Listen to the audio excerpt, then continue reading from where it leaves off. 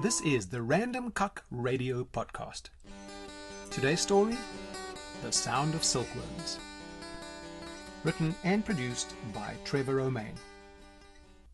When I close my eyes and think of growing up in South Africa, I think about being a child lying in my bed and listening to the incredible summer thunderstorms.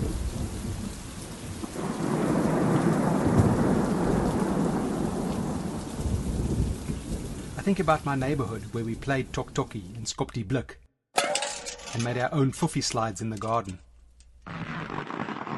Whoa!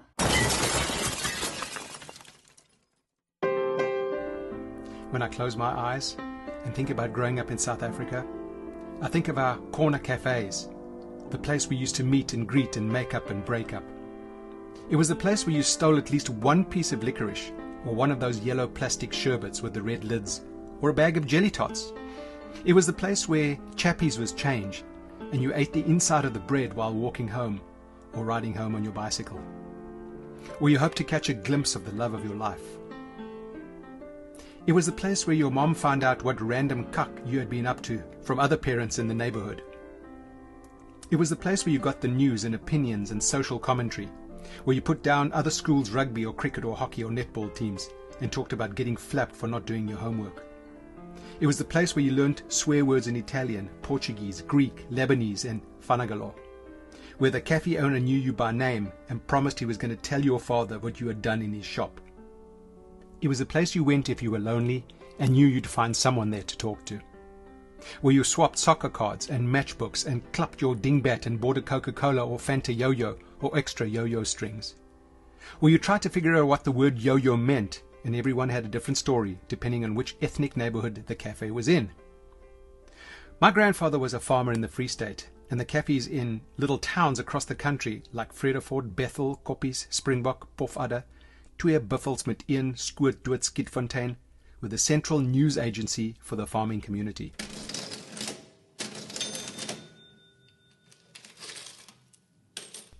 It was the village square, the village green, the hub of the hood, and the place where the village idiots, and I include myself here, hung out. Yeah, the corner cafe, now a distant memory. When I think back, I can still hear the hustle and bustle of the cafe,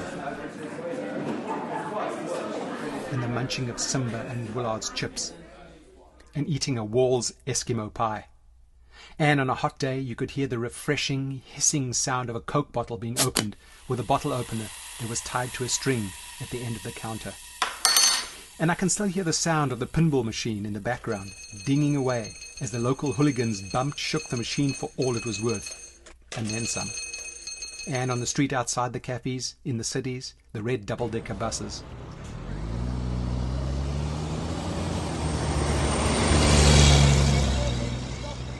Tickets, please. Kaartjies asseblief. Tickets, please. Kaartjies asseblief. Yeah, there was plenty of shenanigans on those buses when I was a kid. The Clippy, the bus conductor, so named because he would clip your ticket, would get so cross with us when we rang the bell twice for the bus to go. Then we would jump off the bus as it started moving. The Clippy would yell at us as we ran away. One time, on the way home from school, my friend Ronnie jumped, or was pushed, off the bus, and he ran smack bang into the open door of the Atlas bread van that was double parked outside Thelma's Fish and Chips. And talking about high school, how about the matric dance? Oh yes, I can see it in my mind's eye like a movie. I took my date in my very first car, a hand-me-down from my dad.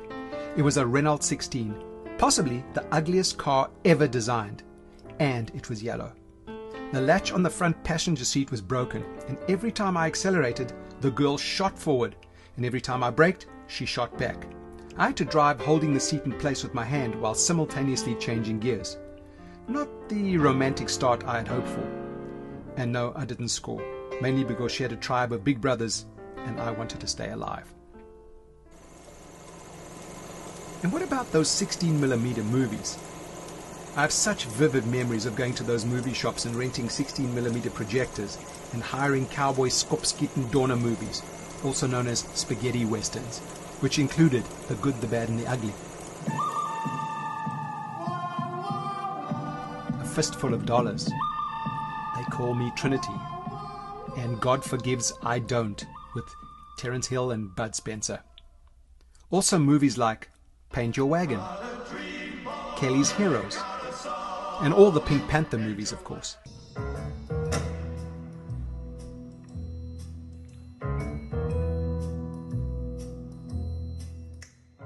And there was always a short that came with the movie, like The Big Valley, The Persuaders, The Avengers with John Steed and Emma Peel. Can you remember any others? And then you had the date movies, Romeo and Juliet with the beautiful Olivia Hussey, Love Story with Ryan O'Neal and Ali McGraw,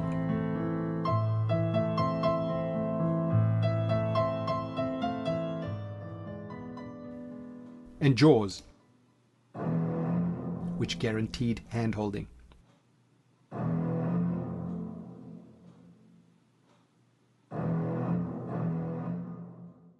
My first movie star crush, Tracy Hyde, acted in the movie Melody with Jack Wilde and Mark Lester.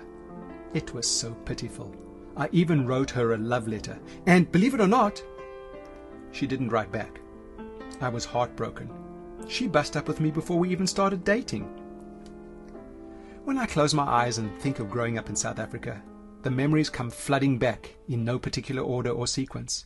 Like the crazy things we, mainly boys, did, like shoot skyrockets out of glass Coke bottles on our shoulders like bazookas, put our tongues on a 9-volt battery, climb into stormwater drains and caves and jump into swimming pools from roofs, blowing up plastic 2-liter Coke bottles with HGH and J's fluid. Yes, I know, girls don't do such stupid things. When I close my eyes and think of growing up in South Africa, I remember Cobra floor polish on red concrete stoops, the deep blue Transvaal sky in winter, Namaqualand daisies in the Karoo that follow the sun, phone booths with frustrating ticky boxes that never worked, hitchhiking, beer shandies, making shongololos curl up when you touch them with a stick, the smell of sunlight soap, shops closing at lunchtime on Saturday, Coke or Fanta bottles with holes punched in the lid and used for vinegar at the fish and chip shop, and those bright red Russian sausages that went so well with slop chips, popping blue bottles on the beach with your flip-flops, chasing girls and trying to kiss them in nursery school, getting clapped by the girls in nursery school for trying to kiss them, safari suits with long socks and combs tucked into the sock. My dad wore those and never went on one safari. Brill cream, Alice bands, Chalk 99. If you haven't heard of one, you probably never had one. Knock 3 times on the ceiling if you want me, Tony Orlando and Dawn.